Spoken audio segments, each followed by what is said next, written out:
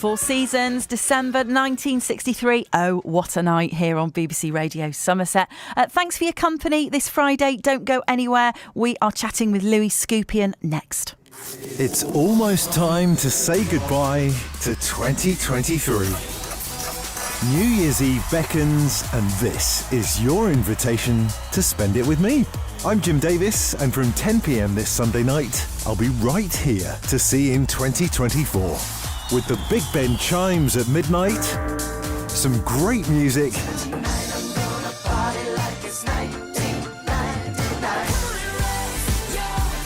there's no dress code, no queue, you don't even need to bring a bottle. I'll have everything you need. Jim Davis, New Year's Eve from 10. BBC Radio Somerset.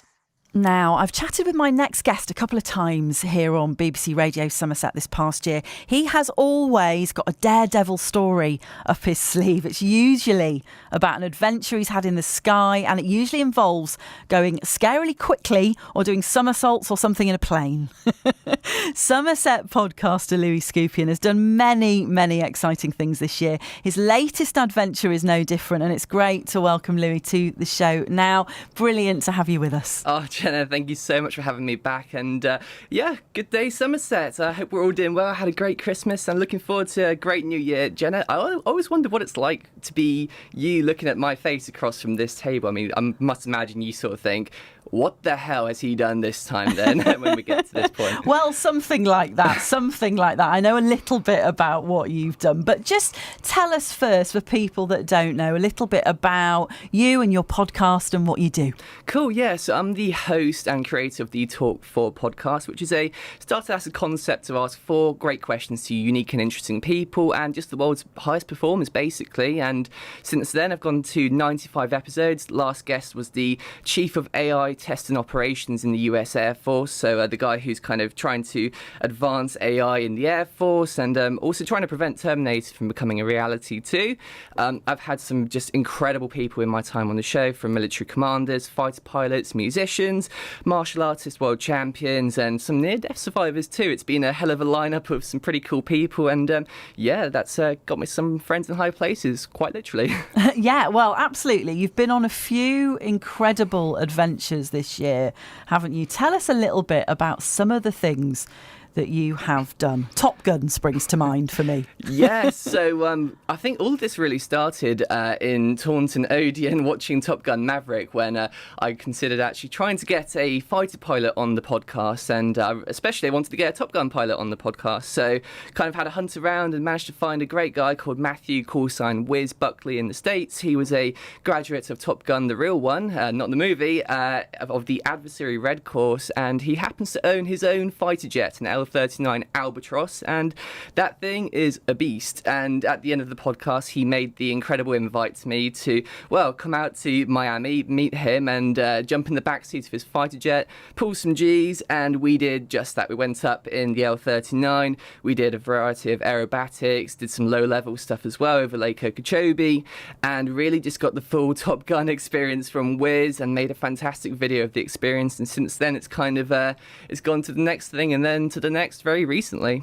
Yeah, I mean, well, it's amazing this Top Gun experience that you had always makes me go, wow, basically, because, you know, going from sitting in the cinema watching the film to then actually, you know, getting this pilot on your podcast. And then, I mean, how did you feel at the end of this conversation where he said, oh, you know, come out to Miami? Do you think he thought you would? It's one of those ones you never quite know what people say on air, if it's going to come true or not. And something so, I mean, I literally hounded the guy. I mean, did you? You know, if Wiz ever gets to hear this, and sorry, Wiz, I literally pestered that man so much to get this experience to happen. And yeah, I got to book the flights quite soon afterwards. And I think we did that recording in, I believe it was November of 2022. And then I was heading out to Miami in March, and still kind of on a bit of a, is this going to happen thing, even on the plane heading out there, because, you know, his communication was great, but I know he's so busy, so I wasn't entirely sure if it was going to happen. But Then it did. Met him at the hangar and was in the backseat of this gleaming fighter jet, which it actually was used in the military. And wow, we turn on the engines and then it's go time. Yeah, absolutely. And were you in any way scared or worried being in this plane, or did the adrenaline just take over? How was it for you? So I've always told myself I have a slight fear of heights, and I feel like I'm constantly contradicting this now, so I'm not entirely sure what the truth is there. But yeah, I mean, you're not sure what to expect. As someone who likes the occasional video game or on the PlayStation or something, I've flown a couple of jets before, and when you get a slight vibration in your controller or something, it's slightly different from what it feels like when you actually fly the jet yourself, because I got to fly it a bit too, and the thing is just so responsive and so powerful. I mean, these things are for the military. They're meant for dropping bombs and fighting, basically. That's why they're called fighter jets, essentially. Yeah. So I was very nervous, but very quickly, after kind of going upside down a few times and doing loops, rolls and everything, start to find my footing. And I think since then there's been a bit of an addiction to adrenaline and G-force. Yes, it certainly sounds like it. And your latest adventure, Louis, it took you to the biggest aerobatic academy in the world. So what happened this time? Tell us the story. Okay, yeah. So obviously, with the jet, had to go over to Miami across the pond, and then after that, got some time in the helicopter, the RedBull helicopter, had to go to America again for that one. It was very relieving to not have to do the 12-hour flight this time for a fantastic experience like this. So yeah, the British Aerobatic Academy is based in Fowlmere Airfield in Cambridge, and I think really, to be honest, after these experiences I had before, I was just really wondering what to do next. I mean, we've got a tradition, don't we, Jenna? We get to the end of this, you ask me what the future could hold, and I don't have a clue, basically. I always ask you how you're going to top it next time, don't I? I mean, how do you top something like flying in the backseat of a military fighter jet with a Top Gun pilot? I wasn't sure, but yeah, I managed it the second time, and then the third time. It's getting harder every time, so starting to wear a bit thin with it. But I mean, I was looking for kind of experiences and going on Google, looking what is kind of the most extreme sport things that you can do in the world, really. And I saw on the fighter jet stuff, and then I saw also aerobatic flying, and I had a look into that and saw these planes, which obviously they're not fighter jets, but they are incredible, some of these things. They use them in the RedBull Air Race. So basically, if I just describe what these planes are like, a fighter jet is a military jet. They are very fun to fly because they are designed to do aerobatics and stuff to fight other planes, essentially. But they are a platform, so they are meant to carry heavy equipment, so massive fuel tanks, missiles and bombs. So they're not designed essentially to do aerobatics and kind of display flying. Right. Whereas these special planes, they rip out all of the stuff that weighs a ton, they make it as light as possible, and literally the sole purpose of these planes is to just be fast and turn quick and do insane maneuvers, essentially. So, had a look into where this could possibly happen and found this place, the British Aerobatic Academy. And it turns out they're the biggest academy in the world, and they also train pilots to become aerobatic instructors too, which I believe the pilot said that that's the only place in the world that does that. So I reached out to them and kind of explained who I was, what I'd done, and I got a reply back from their chief of pilot called Adrian Willis, who actually is the most experienced pilot in the world in these kind of aircraft, the extra brand aircraft. And yeah, he said, I'll fly you myself. Let's get it done. Wow, amazing, amazing. So how was it then turning up here at the biggest aerobatic academy in the world and getting in this plane? What was that experience like? Well, it was amazing. So what I haven't mentioned to anyone yet, really, is that I didn't know exactly what we were going to be flying, okay? So I knew that they obviously had these top-of-the-line aerobatic planes, but I was under the impression that we were going to be flying a plane called the Extra 200, which is a very, very good aerobatic plane, which I was very much looking forward to, but some of my friends in Team RedBull and stuff, they fly the plane called the Extra 330. Now, that plane is the top of the line of these kind of things. It's the Formula One sports car of all these planes, basically. And yeah, so I got there, I met Adrian, and we kind of took a walk out onto the runway and the airfield and the hangar and stuff, had a look around, and there I see one of these Extra 330s, and I start taking pictures of it like, oh my God, the legendary aircraft is here, what is this? So then we walk back outside again, and there's a few aircraft lined up.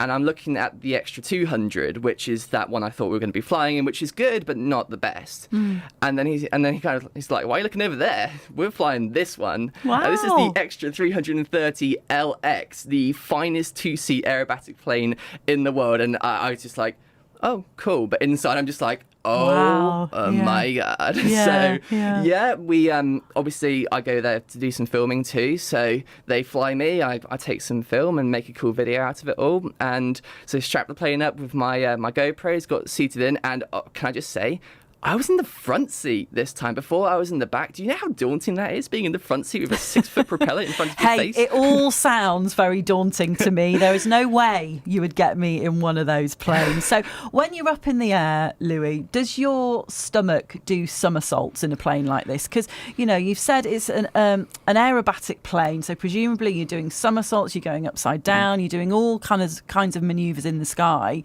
Does your stomach turn? How does it feel? What's the feeling like? So, yeah, your stomach certainly turns, that's for sure. I mean, they do say there's a very high risk of feeling sick up in the air, and you really need to kind of keep your eyes focused on the horizon to basically keep yourself from feeling that way, essentially. Yeah. But the main thing that you feel when you're flying these things and doing these aerobatics is G-force. So it's a multiplication of the force of gravity, essentially. So you're fighting against gravity, and it's basically pulling on you. So if you pull positive Gs when you, for example, go into a loop or go upside down, then if you get heavier, basically. So if you pull 2 Gs, 3 Gs, it's just multiplying the force of gravity. So you're getting much heavier. It kind of feels like an elephant sitting on your back or something, and it gets really hard to breathe. So for some examples then, if you pull up to 8 Gs, that's when your blood vessels in your eyes would start to actually pop. Oh, gosh. The F-18 Super Hornet, which is the one they fly in Top Gun Maverick and really all over the world, fantastic, maybe one of the best